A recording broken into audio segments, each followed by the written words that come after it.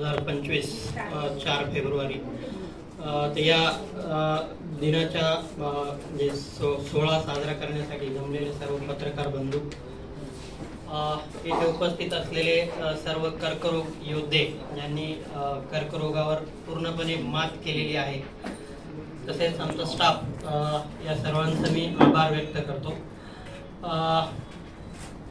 कर्करोग आणि त्याच्या संबंधित काही मिथक आहेत की ज्याच्यामध्ये म्हणजे समाजामध्ये अशी भावना आहे की कर्करोग झाला म्हणजे तो काही मृत्यूदंड आहे का. तर कर्करोग हा आता आपण तिन्ही डॉक्टरांनी, जसं आमच्या संचालक मंडळातील डॉक्टरांनी सांगितलं की कर्करोग हा काही मृत्यूदंड नाही. आणि हे मिथक पुसण्यासाठीच आपण इथे जे कर्करोग मधून बरे झालेले पेशंट आहेत, प्रतिकात्मक रित्या सर्व पेशंट, पण जे पेशंट इथे येऊ शकलेत अशा पेशंटला बोलवलं आहे, जेणेकरून समाजामध्ये एक मेसेज जाव की कर्करोग हा पूर्णपणे बरा होऊ शकतो. कर्करोग म्हणजे मृत्यूदंड नाही. कर्करोगाचा प्रत्येक पेशंट हा मृत होईल असे नाही. तर कॅन्सर हा अर्ली स्टेज मध्ये डिटेक्ट झाला, स्टेज 1, स्टेज 2. त्याच्यासाठी जसं की ओम मुंडे सरांनी सांगितलं की कॅन्सर स्क्रीनिंग हे खूप इम्पॉर्टंट आहे.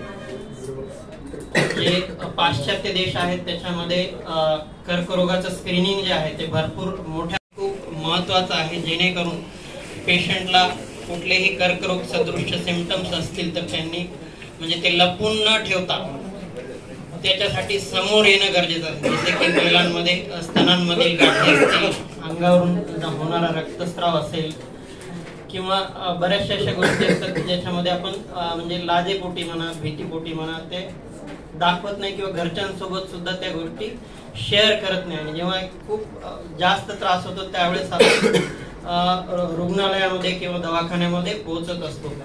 तर ज्यावेळेस ह्या गोष्टी म्हणजे समाजामधून भीती निघून जाईल की बाबा कॅन्सर हा काही मृत्यूदंड नाहीये किंवा कॅन्सर जरी झाला तरी त्याच्यावरती आपण मात करू शकतो आणि इतर आजारांसारखाच हा देखील एक आजार आहे, हे जेव्हा आपण समजून घेऊ. बऱ्याच वेळेस ग्रामीण भागामध्ये असं असतं की म्हणजे एखाद्या महिलेला किंवा एखाद्या माणसाला कॅन्सर असेल तर बऱ्याच वेळेस लोक सांगतात की त्यांच्यासोबत म्हणजे बोलत नाहीत किंवा त्यांना थोडंसं वाईट टाकल्यासारखं होतं की बाबा यांना कॅन्सर आहे, यांच्यासोबत बोलायचं कसं, यांच्या घरी कसं जायचं, यांच्यासोबत जेवण कसं करायचं. तर ह्या बऱ्याचशा गोष्टी असतात. घरातल्या घरात सुद्धा बऱ्याच वेळेस असं होतं की आम्हाला प्रश्न विचारला जातो की बाबा ह्या आमच्या फॅमिली मेंबरला कॅन्सर आहे तर त्याच्यासोबत आम्ही राहू शकतो का, त्याच्यासोबत जेवण करू शकतो का, त्याच्यासोबत जेवण केल्याने किंवा राहिल्याने कॅन्सर हा आम्हाला होईल का किंवा लहान बाळांना होईल का. तर हे असं काहीही नाहीये. कॅन्सर हा एका व्यक्तीकडून दुसऱ्या व्यक्तीकडे कधीही ट्रान्सफर होत नाही. त्यामुळे एका व्यक्तीपासून घरातील दुसऱ्या फॅमिली मेंबरला कॅन्सर होण्याचा धोका हा नसतो. त्याच्यामुळे फॅमिली मेंबर्स जे आहेत यांनी तर म्हणजे त्या पेशंटला सपोर्ट केलाच पाहिजे, पण समाजाने सुद्धा ह्या गोष्टीमधून आता पुढे येणं हे गरजेचं आहे, जेणेकरून कॅन्सरवरती उपचार घेण्यासाठी किंवा तो अर्ली डिटेक्शनसाठी समाजाचा सहभाग हा महत्वाचा आहे.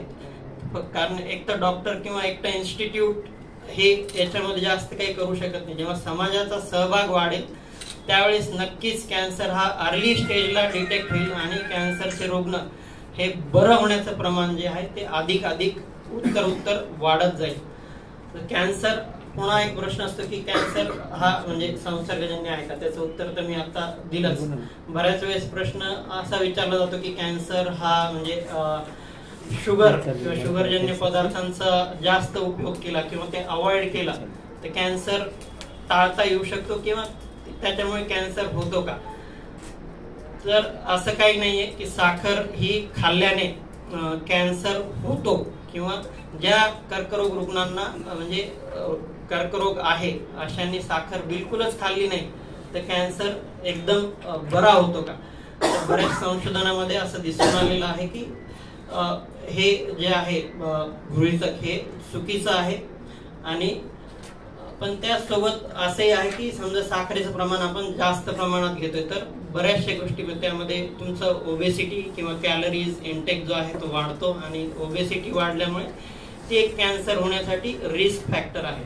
तर हे असे काही मिथक्स आहेत, हे आपण आजच्या दिवसाचं औचित्य साधून समाजामधून दूर केले पाहिजेत व अधिकाधिक रुग्णांनी कॅन्सरकडे न भीता न डगमगता त्याला सामोरं जायला पाहिजे, जेणेकरून अधिकाधिक पेशंट हे बरे होतील. धन्यवाद.